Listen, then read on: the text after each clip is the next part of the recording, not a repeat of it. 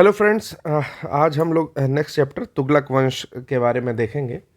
रोज की तरह हम लोग सबसे पहले इसकी थ्योरीज पर ध्यान देंगे और उसके बाद फिर हम लोग मल्टीपल चॉइस क्वेश्चंस को करेंगे। शुरू करते हैं। सबसे पहले तो ये जानना है कि SKTSL जो मैंने आपको एक फॉर्मूला बताया था,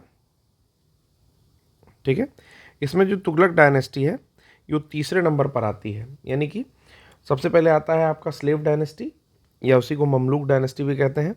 फिर आता है खिलजी डायनेस्टी और फिर आता है तुगलक डायनेस्टी। तो तुगलक डायनेस्टी में हम लोग स्टार्ट करेंगे तो अलाउद्दीन के सेनापतियों में गयासुद्दीन तुगलक या गाजी मलिक तुगलक वंश का प्रथम शासक था। उसने तुगलक वंश की स्थापना की। उसकी माता जो थी हिंदू जाट महिला थी और पिता करौना तुर्क था जो बलबन का दास था। ठीक है। गयासुद्दीन तुगलक अलाउद्दीन खिलजी के शासनकाल में अनेक महत्वपूर्ण अभियानों में अध्यक्ष था। उसने दीपालपुर का राज्यपाल नियुक्त किया गया था उसे। 29 अवसरों पर उसने मंगोल के विरुद्ध युद्ध किया, उसे बाहर खदेड़ा, इसलिए वह मलिक उल गाजी के नाम से भी प्रसिद्ध हुआ। तो मलिक उल गाजी के नाम से कौन प्रसिद्ध हुआ? तो मलिक उल गाजी के नाम से गयासुद्दीन तुगलक, जिसको हम लोग GST बोलेंगे,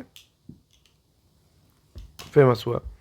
खुसरो शाह को समाप्त करके उसने दिल्ली के सिंहासन पर अधिकार कर लिया और 8 सितंबर 1320 को सुल्तान बना। इसका एक नाम गाजी बेग तुगलक या गाजी तुगलक भी था। इसी कारण इतिहास में उसके उत्तराधिकारियों को भी तुगलक पुकारा जाने लगा और उसका वंश तुगलक वंश कहलाया। गयासुद्दीन तुगलक के समय में लगान किसानों से पहले की तरह पैदावार का 1/5 से 1/3 भाग वसूल किया जाने लगा। आवश्यकता अनुसार अकाल की स्थिति में भूमि कर को माफ किया गया। राजस्व वसूली में सरकारी कर्मचारियों को हिस्सा ना देकर मुक्त जागीरें दी गईं। गयासुद्दीन तुगलक के समय नस्ल एवं बटाई की प्रथा प्रचलन में रही। अलाउद्दीन के समय की कठोर दंड व्यवस्था समाप्त कर दी गई, परंतु कर ना देने वालों, धन की बेईमानी करने वालों और चोरों को कठोर दंड दिया जाता था। बर्नी कहता है कि तुगलक शाह के न्याय से भेड़ियों को भी इस बात का साहस नहीं होता था कि वह किसी भेड़ की ओर देखे। कथन याद रखिएगा, काफ़ी इंपॉर्टेंट है। दिल्ली सल्तनत के सभी सुल्तानों में मोहम्मद बिन तुगलक, जिसे हम MBT के नाम से पढ़ेंगे, सर्वाधिक शिक्षित विद्वान था। वह खगोल शास्त्र यानी कि एस्ट्रोलॉजी, एस्ट्रोनॉमी, गणित, मैथमेटिक्स और आयुर्वेद सहित अनेक विधाओं में निपुण था। मोहम्मद बिन तुगलक यानी कि MBT ने कृषि की उन्नत व्यवस्था के लिए एक नए विभाग दीवाने अमीर कोही, काफ़ी इंपॉर्टेंट है ये एग्जामिनेशन पॉइंट ऑफ व्यू से, की स्थापना की। इस विभाग का मुख्य कार्य कृषकों को प्रत्यक्ष सहायता देकर अधिक भूमि कृषि कार्य के अधीन लाना था। 60 वर्ग मील की भूमि का एक लंबा टुकड़ा इस कार्य के लिए चुना गया। भूमि पर कृषि सुधार किए गए और फसल चक्र के अनुरूप हेर फेर के साथ विभिन्न फसलों की खेती की गई। मतलब ये क्रॉप रोटेशन करता था, यानी कि एक फसल के बाद दूसरी फसल लगाता था, जिससे भूमि की गुणवत्ता अच्छी रहती है। जैसे कुछ लेग्यूम फसलें होती हैं जो कि नाइट्रोजन का फिक्सेशन करती हैं, ठीक है। कुछ ऐसी फसलें होती हैं जहाँ पर CH4 ज़्यादा होता है, जैसे पैडी क्रॉप या धान की फसल, ठीक। तो जब हम लोग क्रॉप रोटेशन करते हैं तो ज़मीन में जितने भी आवश्यक न्यूट्रिएंट हैं, जितने भी न्यूट्रिएंट्स की ज़रूरत है, वो क्रॉप रोटेशन की मदद से कुछ हद तक मेंटेन रहते हैं, ठीक है। नेक्स्ट कहता है कि इसने अपनी राजधानी दिल्ली से दौलताबाद बसाई। दौलताबाद इसलिए बसाई, दौलताबाद एग्जैक्टली आपका महाराष्ट्र के आसपास पड़ेगा। तो दौलताबाद इसलिए राजधानी लेकर के गया दिल्ली से क्योंकि इसका जो था MBT का राज, यानी कि मोहम्मद बिन तुगलक का राज फार सदर्न तक था, मतलब कि दूर दक्षिण तक फैला हुआ था। तो वो चाहता था कि दौलताबाद से अगर शासन किया जाए तो शायद मैं मध्य से शासन करूं, जबकि अगर मैं दिल्ली से शासन करता हूं तो उत्तर भारत से ही शासन करना पड़ता है। हालांकि ये बहुत सफल नहीं हुआ। इब्न बतूता कहता है कि सुल्तान को दिल्ली के नागरिक असम्मानपूर्ण पत्र लिखते थे, इसीलिए उन्हें दंड देने के लिए उसने देवगिरी को राजधानी बनाने का निर्णय किया। ऐसा आपका इब्न बतूता कहता है। डॉक्टर KA निज़ामी के अनुसार सुल्तान कुतुबुद्दीन मुबारक खिलजी ने देवगिरी का नाम कुतबाबाद रखा तथा मोहम्मद तुगलक ने दौलताबाद। देवगिरी को कुव्वत उल इस्लाम भी कहा गया। याद रखिएगा, कुव्वत उल इस्लाम कहा गया, लेकिन एक्चुअली कुव्वत उल इस्लाम मैंने बताया है ये जो मॉस्क है, ये जो मस्जिद है, ये कहाँ स्थित है? न्यू दिल्ली में स्थित है। किसने बनवाया था? तो कुतुबुद्दीन ऐबक ने बनवाया था, मैंने आपको बताया। चलिए नेक्स्ट चलते हैं। एमबीटी ने अपने सिक्कों पर अल सुल्तान जिल्ली अल्लाह, सुल्तान ईश्वर की छाया है, ईश्वर सुल्तान का समर्थक है, आदि वाक्य अंकित कराया। मोहम्मद बिन तुगलक के द्वारा जारी स्वर्ण सिक्कों को इब्न बतूता दीनार की संज्ञा देता है। बर्नी कहता है कि मोहम्मद तुगलक की 5 मुख्य योजनाओं का विशेष रूप से उल्लेख है।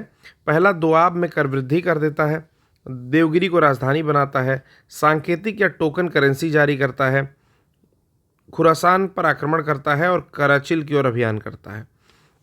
इसमें एक्चुअली जो सांकेतिक मुद्रा जारी करता है तो काफ़ी दूर तक सोचने वाला व्यक्ति था, काफ़ी पढ़ा लिखा था, लेकिन टोकन करेंसी जारी करता है तो ऐसी धातु के जारी कर देता है कि घर घर में जो है मिंट यानी कि टकसाल बैठ जाता है और सभी लोग फिर इसकी जो है फेक करेंसीज बनाने लगते हैं, जिससे ये प्लान फ्लॉप हो जाता है। दोआब में कर वृद्धि करता है तो पता चलता है कि बाढ़ आ जाती है। तो काफ़ी कुछ इसकी चीज़ें जो है नुकसानदायक, इसकी योजनाएं जो है पूरी तरह से ज़मीनी आधार पर नहीं उतरती हैं और कुछ अपोजिट हो जाता है। आगे कहता है कि इब्न बतूता मोरक्को मूल का अफ्रीकी यात्री है। ये मोहम्मद बिन तुगलक के कार्यकाल में भारत आया। मोहम्मद बिन तुगलक ने इसको दिल्ली का काजी बनाया, बाद में उसके बाद सुल्तान का राजदूत बनाकर चीन भेजा। तो ये पूछता है कि मोहम्मद बिन तुगलक ने किसको या किस यात्री को मोहम्मद बिन तुगलक के समय राजदूत बनाकर चीन भेजा गया, तो वो इब्न बतूता था। इसने एक बुक लिखी है जिसका नाम है रहेला या रहेला, ठीक है। इसमें डाक व्यवस्था का भी विवरण इन्होंने किया है कि डाक व्यवस्था उस समय प्रस्तुत थी, ठीक है। मोहम्मद बिन तुगलक जो था वो दिल्ली के सुल्तानों में प्रथम त्यौहार था जो कि हिंदुओं के त्योहारों मुख्यतः होली में भाग लेता है। तो अगर आपसे कोई प्रश्न पूछता है कि दिल्ली सल्तनत के सुल्तानों में ऐसा कौन सा सुल्तान था जो हिंदू के त्यौहार मुख्यतः होली में जरूर भाग लेता था, तो एमबीटी या मोहम्मद बिन तुगलक था। उसने गैर तुर्कों और भारतीय मुसलमानों को भी सरकारी पदों पर नियुक्त किया, जिसके कारण बर्नी ने उसकी कटु आलोचना की और कहा कि ऐसे व्यक्तियों को छिछोरा, माली, जुलाहा, नाई, रसोईया आदि कहता है। 1351 में क्या होता है कि मोहम्मद बिन तुगलक की डेथ हो जाती है। उसके बाद बदायूं लिखता है कि सुल्तान को उसकी प्रजा से और प्रजा को अपने सुल्तान से मुक्ति मिल गई। उसके बाद आते हैं फिरोज शाह तुगलक। एक बात और बतानी थी कि मोहम्मद बिन तुगलक को ही जौना खां या जूना खां कहते हैं, ठीक है। उन्हीं की याद में आपका जौनपुर नगर फिरोज शाह तुगलक बसाते हैं। तो फिरोज शाह इस काल में सबसे महत्वपूर्ण व्यक्ति है जिसने बहुत सारे ऐसे काम कराए जो कि आपको याद रखने हैं। जैसे उसमें से क्या आपको बताना है, याद रखना है, जैसे इनके समय में दासों की संख्या सबसे ज़्यादा थी, ठीक है। 1,80,000 के पास दास थे। इन्होंने एक खैरात का अस्पताल बनवाया था, फ्री चैरिटेबल हॉस्पिटल जिसको कहते हैं। इन्होंने दीवाने खैरात बनाया था। उसके बाद इन्होंने सबसे ज़्यादा नहरें बिछवाई थी, नहरों का जाल बिछवाया था। फिर फिरोज शाह तुगलक आपका PWD डिपार्टमेंट जो है स्टार्ट किए थे, ठीक है। और भी काफ़ी चीज़ें हैं इनसे रिलेटेड जो आगे हम लोग देखेंगे। नगर तो बसाए ही बसाए थे, ठीक है। हिसार बसाया, फिरोजाबाद बसाया, कई सारी चीज़ें बसाई। देखते हैं। तो कहता है फिरोज शाह तुगलक ने लोगों की भलाई के लिए दफ्तर, रोजगार दफ्तर, ठीक है, तो रोजगार दफ्तर जो है इन्होंने इस्टेब्लिश किया।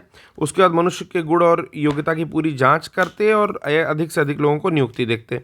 बेरोजगारी की समस्या को हल करने का प्रयास करता था। इन्होंने दीवाने खैरात स्थापित किया जो गरीब, अनाथ स्त्रियों, विधवाओं को आर्थिक सहायता देता था। निर्धन मुसलमान लड़कियों के विवाह की भी व्यवस्था करता था। उसके बाद फिर ये हज पर जाने के लिए खर्च देते थे, हज की जाने की व्यवस्था करते थे। ये पहला शासक था फिरोज शाह तुगलक। दारुल शफा नाम का एक खैराती हॉस्पिटल यानी कि चैरिटेबल हॉस्पिटल स्टार्ट किया जिसमें कुशल हकीमों को रखा गया।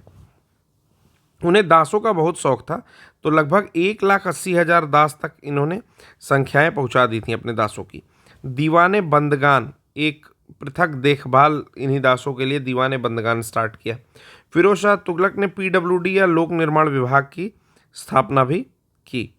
कहा जाता है कि फिरोज 300 नवीन नगरों का निर्माण कराया। उसमें फतेहाबाद, हिसार, फिरोजपुर, जौनपुर, फिरोजाबाद प्रमुख थे। फरिश्ता के अनुसार फिरोज ने 40 मस्जिदें, 30 विद्यालय, 20 महल, 100 सराय, 200 नगर, 100 अस्पताल, 5 मकबरे, 100 सार्वजनिक स्नानागृह, 10 स्तंभ, 150 पुलों का निर्माण करवाया। तो ये पूरा पोर्शन याद रखिएगा। इस तुगलक वंश में सबसे ज़्यादा इंपॉर्टेंट है एफएसटी, तो एफएसटी को जरूर याद रखिएगा, एफएसटी बहुत महत्वपूर्ण है। फिर उसके बाद क्या करता है फिरोज शाह तुगलक कि एक बंगाल अभियान करता है, उसमें इकदला एक जगह का नाम है, उसका नाम बदल करके आज़ादपुर रख देता है, और पंडुआ एक जगह का नाम है, उसका नाम फिरोजाबाद रख देता है। उसके राज्य के एक प्रमुख आर्किटेक्ट या वास्तुकार हैं जिनका नाम है मलिक गाजी शहना, तो नाम याद रखेंगे, मलिक गाजी शहना। प्रत्येक भवन की योजना को उसके व्यय अनुमान के साथ दीवाने वजारत के सम्मुख रखा जाता था, और फिर दीवाने वजारत उस पर से एक धन स्वीकार करता था। जैसे आजकल डिपार्टमेंट में होता है कि बजट बना के भेज दिया जाता है रिस्पेक्टिव डिपार्टमेंट्स में, और वो डिपार्टमेंट्स फिर देख करके एक बजट एलोकेट कर देते हैं, ठीक है। तो उसी तरह दीवाने वजारत के सम्मुख कोई भी एक बजट बना के रखा जाता था, और उस बजट पर जितना पैसा एलोकेट करना है वो दीवाने वजारत के हिसाब से एलोकेशन होती थी। फिरोज शाह तुगलक का शासनकाल भारत में नहरों का सबसे बड़े जाल के रूप में शुरू करता है। लेकिन अगर क्वेश्चन यही पूछता है कि सबसे पहले नहरों का निर्माण कौन कराता है, तो गयासुद्दीन तुगलक जो है नहरों का निर्माण कराते हैं। लेकिन सबसे ज़्यादा अगर पूछता है तो इसका उत्तर होगा फिरोज शाह तुगलक। सिंचाई की सुविधा के लिए उसने 5 बड़ी नहरों का निर्माण कराया है, जिसमें प्रथम नहर 150 मीटर लंबी 150 मील लंबी जो यमुना नदी का पानी हिसार तक लेके जाती थी, दूसरी 96 मील लंबी जो सतलज से घाघरा तक जाती थी, तीसरी सिरमौर की पहाड़ियों से निकलकर हांसी तक जाती थी, चौथी घाघरा से फिरोजाबाद, और पांचवी यमुना से फिरोजाबाद। फिरोज तुगलक ने सिंचाई और यात्रियों की सुविधा के लिए 150 कुएं भी खुदवाए। फरिश्ता कहता है कि फिरोज ने सिंचाई की सुविधा के लिए विभिन्न स्थानों पर 50 बांधों, 30 झीलों अथवा जल को संग्रह करने वाले तालाबों का निर्माण कराया है। फिरोज तुगलक उलेमा वर्ग की स्वीकृति के पश्चात हक के शर्ब नाम का एक सिंचाई कर भी लगाता है। यह दिल्ली का पहला सुल्तान है जिसने सिंचाई कर लगाया था। शाही नगरों उन किसानों को जो सिंचाई के लिए शाही नहरों का पानी प्रयोग में लाते थे, ये उनको देना पड़ता था, ठीक है। वो 1/10 भाग जो है सरकार को देते थे, ठीक है ना। फिर फिरोज शाह तुगलक ब्राह्मणों पर भी जजिया लगाया था। उल्लेखनीय है कि जब उल्लेखनीय है कि उस समय तक ब्राह्मण भी इस कर से मुक्त रखे गए थे। उसके अलावा बागवानी के क्षेत्र में भी इसने बहुत सारे काम किए। जैसे दिल्ली में 1200 नए फलों के बाग लगवाए। उसने अपने बागों में फलों की गुणवत्ता सुधारने के भी उपाय करता है। फिर फिरोज शाह तुगलक 2 काम और करता है कि अशोक के 2 स्तंभ हैं, एक मेरठ में पड़ा हुआ था और दूसरा टोपरा, उसको दिल्ली लेकर के आता है। टोपरा वाले स्तंभ को महल तथा फिरोजाबाद की मस्जिद के निकट पुनः स्थापित कराया जाता है। मेरठ वाले स्तंभ को दिल्ली में बड़ा हिंदू राव अस्पताल के निकट एक टीले कर्कश के शिकार या खेट स्थान पर पुनः स्थापित कराया जाता है। इसके अलावा ये एक अनुवाद विभाग की भी स्थापना करता है। उसने कुछ संस्कृत तथा फारसी ग्रंथों का अनुवाद भी कराया। फिर आते हैं नसीरुद्दीन महमूद, तुगलक वंश के अंतिम शासक हैं। इनके शासनकाल में ख्वाजा जहां ने जौनपुर के स्वतंत्र राज्य की स्थापना की। पंजाब का सूबेदार खिरज खां स्वतंत्र होकर दिल्ली को प्राप्त करने का प्रयत्न करने लगा। फिरोज के एक अन्य पुत्र नुसरत शाह ने नसीरुद्दीन को चुनौती दी। फलतः तुगलक 2 भागों में बंट जाता है यहाँ पर। एक है कि दिल्ली के छोटे से राज्य पर शासन करता है, एक ही साथ दिल्ली के छोटे से राज्य पर शासन करते हैं। दोनों जो भाग बंटते हैं वो, नसीरुद्दीन दिल्ली में रहता है और नुसरत शाह फिरोजाबाद में। नसीरुद्दीन महमूद के शासनकाल में मध्य एशिया का महान सेनानायक तैमूर लंग आता है 1398 में, और इसके समय में एक कथानक प्रचलित है कि शहंशाह की सल्तनत दिल्ली से पालम तक फैली हुई है। तैमूर का आक्रमण 1398 में दिल्ली सल्तनत एवं तुगलक वंश दोनों को ही नष्ट कर दिया। 1412 में नसीरुद्दीन महमूद की मृत्यु के साथ ही तुगलक वंश का अंत हो जाता है। 1413 में सरदारों ने दौलत खां को दिल्ली का सुल्तान बनाया, परंतु उसे खिरज खां ने पराजित किया। वह तैमूर द्वारा नियुक्त लाहौर का सूबेदार था। तैमूर के आक्रमण के बाद 1414 में उसने दिल्ली पर अधिकार किया, एक नए वंश सैयद वंश की नींव डाली। ठीक, तो आइए संबंधित प्रश्नों को देखते हैं। पहला है कि अलाउद्दीन खिलजी के निम्न सेनाध्यक्षों में से कौन तुगलक वंश का प्रथम सुल्तान बना? तो गाजी मलिक के नाम से बनता है गयासुद्दीन तुगलक, ठीक है। तो यही एक्सप्लेनेशन है कि गयासुद्दीन तुगलक गाजी मलिक तुगलक के नाम से जो है ये बनता है। फिर तुगलक वंश की स्थापना करता है। ठीक है, आगे कहता है कि 29 अवसरों पर उसने मंगोल के विरुद्ध युद्ध किया, इसीलिए उसको मलिक उल गाजी के नाम से जाना जाता है। ठीक है, आगे कह रहा है गाजी मलिक किस वंश का था, तो तुगलक वंश का था।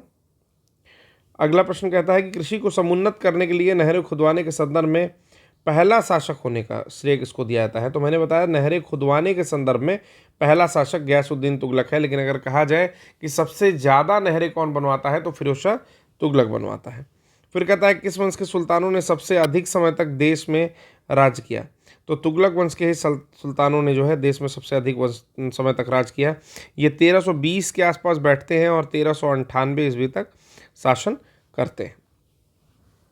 अगला है कि दिल्ली सल्तनत का सर्वाधिक विद्वान शासक कौन था जो खगोल शास्त्र, गणित एवं आयुर्विज्ञान को जानता था, तो ये था आपका MBT यानी कि मोहम्मद बिन तुगलक। ठीक, अमीर कोही के नाम से नया विभाग, अमीर कोही कृषि के लिए नया विभाग शुरू किया था, ये भी था आपका मोहम्मद बिन तुगलक। ठीक है, तो देख लीजिए क्या था, दीवाने अमीर कोही की स्थापना करता है कृषि की उन्नति के लिए, इसको करता है। ठीक है, इसमें क्या होता है कि 60 वर्ग मील का एक भूमि का लंबा टुकड़ा इस कार्य के लिए चुना गया। भूमि पर कृषि सुधार किए गए और फसल चक्र के अनुरूप हेरफेर के साथ विभिन्न फसलों की खेती की गई। दिल्ली के किस सुल्तान ने पृथक कृषि विभाग की स्थापना की, तो पृथक कृषि विभाग की स्थापना मोहम्मद बिन तुगलक करता है। दीवाने कोही मोहम्मद बिन तुगलक का कृषि से संबंधित एक विभाग है। मोहम्मद बिन तुगलक ने अपनी राजधानी दिल्ली से दौलताबाद की। ठीक है, क्योंकि दिल्ली में उसको जो है कुछ दुराचारी पत्र लिखे जाते थे, ये बर्नी कहता है, लेकिन एक्चुअल रीज़न क्या था कि वो चाहता था कि सेंटर में कैपिटल हो तो मैं दूर दक्षिण तक अपने राज्य को मध्य से ही शासन कर सकूं। ठीक है, बर्नी के अनुसार साम्राज्य के केंद्र में होने के कारण देवगिरी को राजधानी बनाया गया, ये बर्नी कहते हैं। ठीक है, फिर दिल्ली से दौलताबाद राजधानी के स्थानांतरण का आदेश देता है आपका मोहम्मद बिन तुगलक। अगला है भारत में सर्वाधिक सांकेतिक मुद्रा का प्रचलन कौन करता है, तो टोकन करेंसी,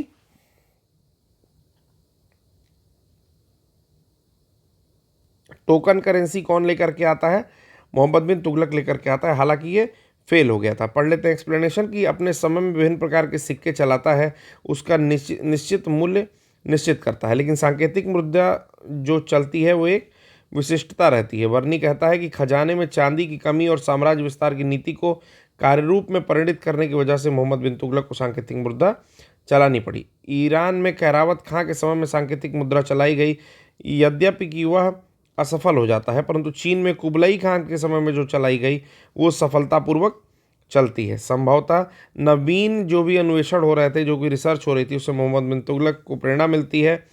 और इन्होंने एक चीज़ और कहना है इनका कि उस समय में संपूर्ण विश्व में चांदी की कमी हो गई थी और भारत में तो बहुत ही कमी थी, इसलिए उसने सांकेतिक मुद्रा को चलाया था। तो 2-3 रीज़न है कि इससे पहले 2 लोग चलाए थे, ईरान में कैरावत खां चलाए थे, उस समय वो फेल हो गया था, लेकिन बाद में आपका जब चीन में चलता है कुबलई खां के समय में तो वो काफ़ी सक्सेसफुल होता है। तो शायद यही सब अन्वेषण को देख करके, रिसर्चेस को देख करके वो चलाता है। दूसरा रीज़न ये है कि चांदी की वैश्विक कमी थी, इंडिया में ज़्यादा कमी थी, तो इसलिए भी जो है सांकेतिक मुद्रा चलाई गई। भारत में सांकेतिक मुद्रा का प्रचलन कौन किया था, तो मोहम्मद बिन तुगलक ने किया था, हम डिस्कस कर चुके हैं। जब उसने राजत्व किंगशिप प्राप्त किया तो वह शरीयत के नियमों और आदेशों से पूर्णतः स्वतंत्र था। बर्नी किसके लिए ये चीज़ें कहता है, तो बर्नी कहता है आपके मोहम्मद तुगलक के लिए। तो डायरेक्टली हम लोग इसको याद कर लेंगे, काफ़ी इंपॉर्टेंट क्वेश्चन है। तो नेक्स्ट क्वेश्चन हम लोग देख रहे हैं कि मोहम्मद बिन तुगलक ने एक नया स्वर्ण सिक्का जारी किया जो इब्न बतूता द्वारा दीनार कहलाया, तो ये स्टेटमेंट बिल्कुल करेक्ट है। दूसरा है कि मोहम्मद बिन तुगलक पश्चिमी एशियाई तथा उत्तरी अफ्रीकी देशों के साथ व्यापार में वृद्धि के लिए स्वर्ण सिक्कों की टोकन मुद्रा जारी करना चाहता था। तो बेसिकली वो स्वर्ण सिक्कों की टोकन मुद्रा मेरे हिसाब से नहीं जारी करना चाहता था। ठीक है, टोकन मुद्रा जो थी वो किसी और उसकी थी।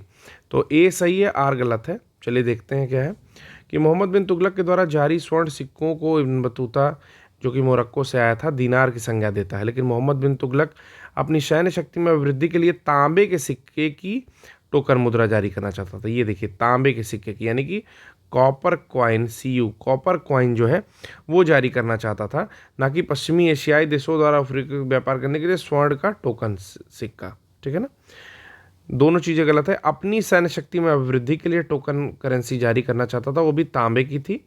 ठीक है, और सोने की नहीं जारी करना चाहता था। नेक्स्ट है असर्शन रीजन। असर्शन कहता है कि मोहम्मद तुगलक की प्रतीक मुद्रा योजना असफल सिद्ध हुई। ठीक है, तो असफल तो सिद्ध हो गई थी, बिल्कुल करेक्ट है स्टेटमेंट। क्योंकि इसको बिकॉज लगा के पढ़ते हैं। ठीक है, बिकॉज को BCZ लिखते हैं। मोहम्मद तुगलक का मुद्रा निर्गमन पर उचित नियंत्रण नहीं था, तो बिल्कुल सही बात है। जो जो मुद्रा निर्गमन था, यानी कि जो पैसे छपते थे उस पर इसका एग्जैक्टली कोई कंट्रोल नहीं था, क्योंकि कॉपर कॉइन को सब लोग जो है अपने वहीं मिंट से निकालते थे। ठीक है, काफ़ी ज़्यादा ये इसका उत्पादन शुरू हो गया था, तो बिल्कुल करेक्ट है स्टेटमेंट दोनों। नेक्स्ट देखते हैं क्वेश्चन।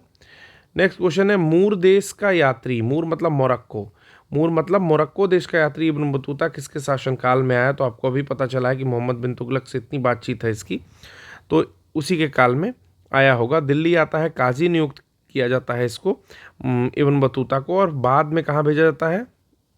चाइना। ठीक है ना, एज एन एम्बेसडर, यानी कि एक राजदूत की तरह से। मध्यकालीन यात्री है इब्न बतूता, किस देश का निवासी है? तो ये मोरक्को का है। इब्न बतूता भारत में किसके शासनकाल में आता है? तो MBT के शासनकाल में आता है। डाक व्यवस्था का विवरण जो है कौन देता है? तो इब्न बतूता अपनी रहला में देता है डाक व्यवस्था का विवरण। वो बताता है कि भारत में जो है डाक व्यवस्था प्रचलित है। उसके साथ मोरक्को के तांजीर प्रदेश का था, यह तो हमें पता है, और किताबुल रहला उसकी बुक है। कश्मीर घाटी के अंतिम मुगल सम्राट यूसुफ शाह चक, नाम याद रखेंगे, कश्मीर घाटी के अंतिम मुगल सम्राट हैं ये यूसुफ शाह चक, जिन्हें मुगल सम्राट अकबर द्वारा बिहार में निर्वासित किया गया था।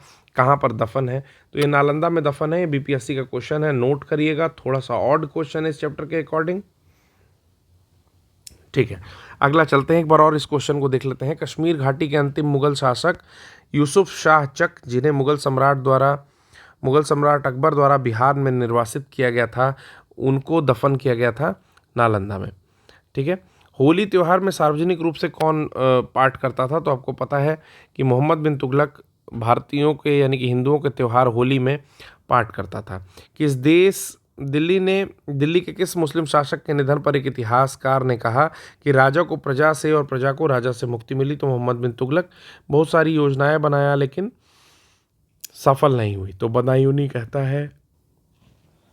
अगला प्रश्न है कि दिल्ली का सुल्तान जो दान दक्षिणा के बारे में काफ़ी ध्यान रखता था और दीवाने खैरात बनाया था, तो दीवाने खैरात कौन बनाया था? FST बनाए थे, फिरोज शाह तुगलक ने बनाया था। दीवाने खैरात बनाया था, दीवाने बंदगान बनाया था। इसके बाद इसने एक चैरिटेबल हॉस्पिटल बनाया था, फिर PWD डिपार्टमेंट स्टार्ट किया था, 1200 उद्यान या पेड़ लगवाए थे। ठीक है, इसके साथ ही आपका रोजगार दिलवाता था, दासों का सबसे अधिक नंबर था इसके वहाँ। और फिर कुछ काम और किया था, देख लेते हैं। जैसे सबसे ज़्यादा नहरों के जाल बिछवाया था। तो दीवाने खैरात फिरोज शाह तुगलक स्टार्ट करता है कि संतों और धार्मिक व्यक्तियों को जागीर एवं संपत्ति दान करता था। इसके अलावा अनाथ स्त्रियों विधवाओं को आर्थिक सहायता देता था, निर्धन मुसलमान लड़कियों का विवाह की व्यवस्था करता था। ठीक है, तो दीवाने खैरात था ये। फिर कह रहा है कि सबसे अधिक गुलाम किसके वहाँ थे? तो फिरोज शाह तुगलक में 1,80,000 गुलाम थे। फिर अगला कहता है कि मध्यकालीन भारतीय राजाओं के संदर्भ में निम्नलिखित में से कौन सा कथन सही है? अलाउद्दीन खिलजी ने पहले एक अलग आरिज विभाग स्थापित किया था। अगला है कि बलबन ने अपनी सेना के घोड़ों को दागने की पद्धति शुरू की थी, तो बलबन ने ये नहीं शुरू किया था, ये अलाउद्दीन खिलजी ने शुरू किया था। ठीक है, और आरिज विभाग जो है ये अलाउद्दीन खिलजी ने नहीं स्टार्ट किया था। मोहम्मद बिन तुगलक के बाद दिल्ली पे उसके चाचा बैठे, तो चाचा नहीं बैठे थे, इनका भाई बैठा था। ठीक है ना, तो ये भी स्टेटमेंट आपकी गलत होती है। फिर अगला है, फिरोज शाह तुगलक ने गुलामों के लिए एक अलग विभाग बनाया था, तो बनाया था, गुलामों के लिए एक अलग विभाग बनाया था। ठीक है, बिल्कुल सही है। इसको क्या बोलते थे? दीवाने बंदगान, तो दीवाने बंदगान बोलते थे। दीवाने अर्ज जो है वो एक पुलिस प्रशासन विभाग था, सैन्य विभाग था, जो कि बलबन ने स्टार्ट किया था? सर्वप्रथम लोक निर्माण विभाग या PWD लोक निर्माण विभाग कौन स्टार्ट करता है? तो फिरोज शाह तुगलक जो है लोक निर्माण विभाग स्टार्ट करता है। दिल्ली का सुल्तान जो भारत में नहरों के सबसे बड़े जाल के रूप में बिछाता है या जाना जाता है, फिरोज शाह तुगलक है। नेक्स्ट है, दिल्ली के किस सुल्तान में सबसे ज़्यादा नहरों का निर्माण कराया? तो फिरोज शाह तुगलक ने निर्माण कराया। हक्के शर्ब जो है सिंचाई कर था, जो मैंने आपको बताया कि उस समय के जो उलेमा होते थे उनके सुझाव से इसने लगाया था, और 1/10 जो है देना पड़ता था अगर आप इसके द्वारा बनाई गई नहरों से पानी लेकर के अपने ज़मीन में सींचते हैं। तो फिरोज शाह तुगलक ने जो है हक शर्ब लगाया था। अगला है कि ब्राह्मणों पर भी जजिया लगाने वाला सुल्तान कौन है? तो फिरोज शाह तुगलक है। ब्राह्मण एंटी ब्राह्मण है थोड़ा, ठीक है। किस सुल्तान ने फलों की गुणवत्ता के लिए उपाय किए? ठीक है, तो प्रोक्यूरमेंट ऑफ फ्रूट्स के लिए करता है ये उनकी क्वालिटी इंप्रूवमेंट के लिए करता है, फिरोज शाह तुगलक था। इसने 1200 लगभग उद्यान जो है दिल्ली के आसपास लगवाए हैं। टोपरा और मेरठ से 2 अशोक स्तंभ उठाकर लाता है, फिरोज शाह तुगलक उठा करके लाता है, ठीक है। उसके बाद कौन सा सुल्तान अशोक स्तंभ को दिल्ली लेकर के आया? तो फिरोज शाह तुगलक इसको दिल्ली लेकर के आता है। दिल्ली के किस सुल्तान ने इस उद्देश्य से एक अनुवाद विभाग यानी कि ट्रांसलेशन डिपार्टमेंट की दोनों संप्रदाय के लोग एक दूसरे के विचारों को समझ सकें, यानी कि हिंदू मुस्लिम में थोड़ा सा एकता का एंगल भी जो है यहाँ पर आता है। फिरोज शाह तुगलक जो एक अनुवाद विभाग लेकर के आता है। इसने कुछ संस्कृत ग्रंथों का फारसी अनुवाद भी कराया। राज्य के खर्च पर हज जाने की व्यवस्था कौन करता है? तो फिरोज शाह तुगलक करता है, ये हमने पढ़ा है फिरोज शाह तुगलक द्वारा। दारुल शफा क्या है? काफ़ी इंपॉर्टेंट क्वेश्चन है। तो दारुल शफा था आपका चैरिटेबल हॉस्पिटल, ठीक, चैरिटेबल हॉस्पिटल है, या इसको बोलेंगे खैराती अस्पताल, ठीक है, खैराती अस्पताल है। फिर कह रहा है कि तुगलक राजवंश का अंतिम शासक कौन था? तो तुगलक राजवंश का जो अंतिम शासक था वो नसीरुद्दीन महमूद था। नसीरुद्दीन महमूद था। इसी के समय में 1398 में कौन आता है? तैमूर जो है आक्रमण करता है। अगला प्रश्न है आपका कि तैमूर ने किसके शासनकाल में आक्रमण किया? तो तुगलक के बाद किया था, यानी कि नसीरुद्दीन महमूद के काल में किया था। तो वो कहीं ऑप्शन दिख नहीं रहा है, ठीक है ना, तो जी हाँ स्टार लगा हुआ है इस पर। तो तैमूर का आक्रमण वस्तुतः तुगलक शासन नसीरुद्दीन महमूद के काल में हुआ था, और उसके भारत पर आक्रमण करने के उद्देश्य को तैमूर ने स्वयं ही बताया कि एक तो है कि काफिरों से युद्ध करेगा, उनका विनाश करेगा, और दूसरा है धन प्राप्ति। जनवरी 1399 में तैमूर फिरोजाबाद, मेरठ, हरिद्वार, कांगड़ा, जम्मू होता हुआ वापस लौटता है। जाने से पहले खिलजी खां को मुल्तान, दीपालपुर और लाहौर का सूबेदार नियुक्त करता है, और बाद में इसीलिए जो खिलजी खां है वो सैयद वंश का नींव डालते हैं। तैमूर लंग ने कब आक्रमण किया? तो 1398 में भारत पर आक्रमण करता है। तैमूर के आक्रमण के बाद भारत में किस वंश का शासन में आया? तो खिलजी खां की उपस्थिति में सैयद वंश का शासन आता है। अब आता है 4 कालक्रम अनुसार जो है इसको व्यवस्थित करना है। तो फिरोज शाह तुगलक कब आते हैं? तो फिरोज शाह तुगलक जो है आते हैं आपके तुगलक वंश में लास्ट से पहले, ठीक है, यानी कि इनका काल दे रहा है 1351 से 88। आइडिया ऐसे भी लगा सकते हैं कि रुकनुद्दीन फिरोज जो है वो आपका स्लेव डायनेस्टी की हैं। रुकनुद्दीन फिरोज जो है स्लेव डायनेस्टी की हैं। मुबारक खान जो है वो आपके SK खलजी डायनेस्टी के हैं, ठीक, ये जो है तुगलक डायनेस्टी के हैं, ठीक। और आलम शाह जो है उसके बाद के हैं, आलम शाह जो है उसके बाद के हैं। तो आप इस तरह से कर सकते हैं कि स्लेव के बाद खिलजी के बाद तुगलक, और तुगलक के बाद आलम शाह को व्यवस्थित किया जा सकता है। इसके बाद हम लोग का आता है लोधी वंश, ठीक है। तो फ्रेंड्स लोधी वंश आज ही ख़त्म हो सकता है, तो आज लोधी वंश को भी ख़त्म कर लेते हैं। तो लोधी वंश क्या है कि बहलोल लोधी 1451 में स्थापना करते हैं। वह बहलोल शाह गाजी के नाम से दिल्ली के सिंहासन पर बैठते हैं और अपने नाम का खुतबा पढ़वा देते हैं।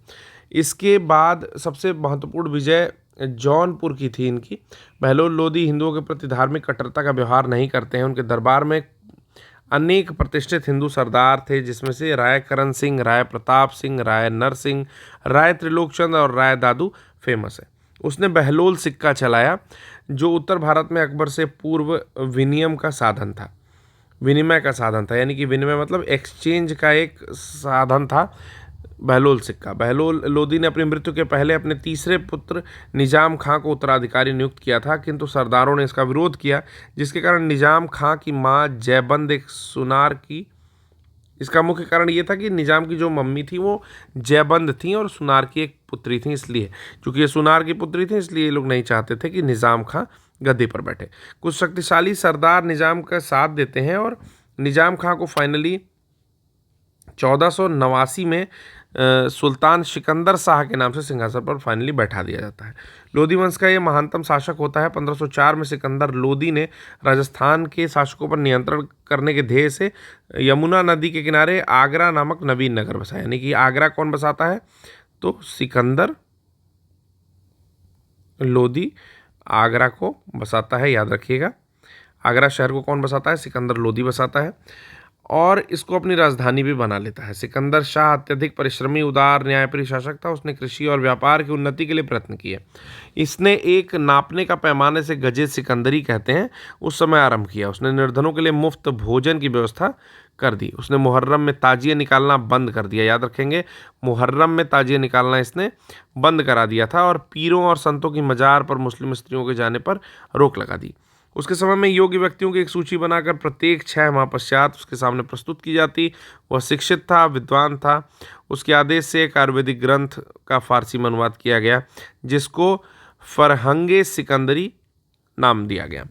उसके समय में गायन विद्या एक श्रेष्ठ ग्रंथ लज्जत ए सिकंदर शाही की रचना होती है। सिकंदर शाही शहनाई सुनने का बहुत शौकीन था। तो अगर आपसे प्रश्न पूछता है कि कौन सा ऐसा शासक था जो शहनाई सुनने का बहुत शौकीन था, तो वो सिकंदर लोदी था। वह गुररुखी के नाम से कविताएं लिखता। सुल्तान सिकंदर ने अनाज से संपत्ति कर हटा दिया, यानी कि जो जकात होता था, अनाज से जकात, उसको हटा दिया।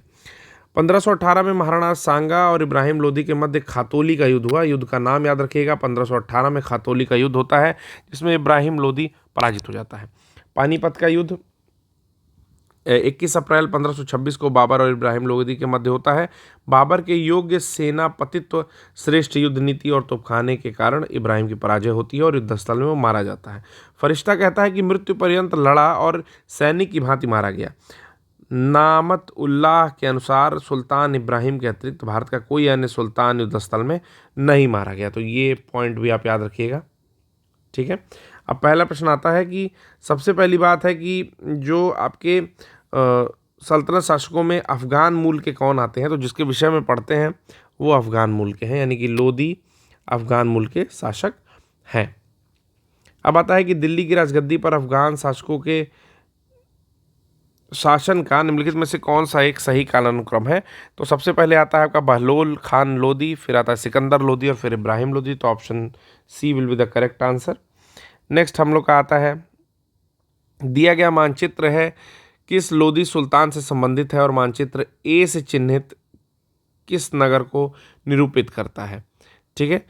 तो सबसे पहली बात तो ये है कि ये बहलोल लोदी के बाद ही होगा, यानी कि सिकंदर लोदी से ही रिलेटेड होना चाहिए, या फिर जगह देख करके तो जौनपुर ज़्यादा लग रहा है, तो उस हिसाब से 2 ऑप्शन बचता है, बहलोल लोदी और इब्राहिम लोदी। लेकिन सिकंदर लोदी में जौनपुर नहीं है, तो मैं अभी बहलोल लोदी जौनपुर के साथ जाना चाहूँगा। IAS 1999 में आया हुआ है। जगह कैसे पहचानेंगे, उसके लिए आपको मैप थोड़ा सा देखना पड़ेगा। तो बहलोल लोदी जौनपुर जो है वो स्थान ए से रिलेटेड है, ठीक है। अगला प्रश्न है कि महाराणा सांगा ने इब्राहिम लोदी को किस युद्ध में पराजित किया। तो मैंने बताया कि खतौली का युद्ध था जो कि 1518 में हुआ था। उसमें महाराणा सांगा जो है इब्राहिम लोदी को हराते हैं। फिर है अगला प्रश्न कि किसने एक नगर बसाया जहां अब आगरा है, यानी कि आगरा नामक नया नगर कौन बसाता है। तो सिकंदर लोदी बसाता है और उसी को अपनी कैपिटल बना लेता है। अगला प्रश्न आता है आपके सामने कि किस मध्ययुगीन सुल्तान को आगरा शहर की नींव डालने का श्रेय प्राप्त है। तो सिकंदर लोदी को प्राप्त है। आगरा नगर की स्थापना कौन करता है। तो सिकंदर लोदी जी करते हैं। फिर है कि गुररुखी के नाम से सिकंदर लोदी जो है कविताएं करता है। आगरा नगर की स्थापना सिकंदर लोदी करता है। फिर प्रश्न है आपका कि कौन अन्न के ऊपर से ज़कात समाप्त करता है, यानी कि कर समाप्त करता है, तो वो भी सिकंदर लोदी करता है, गजे सिकंदरी चलाता है और उसके बाद जो है ये ज़कात को समाप्त करता है। फिर अब आता है कि किस क्रम में दिल्ली प्रशासन किया, लिखिए। तो SKTSL आपका काम आएगा, SKTSL काम आएगा, जहाँ पर एस सैयद है, ठीक है, टिक कर लीजिएगा आप लोग।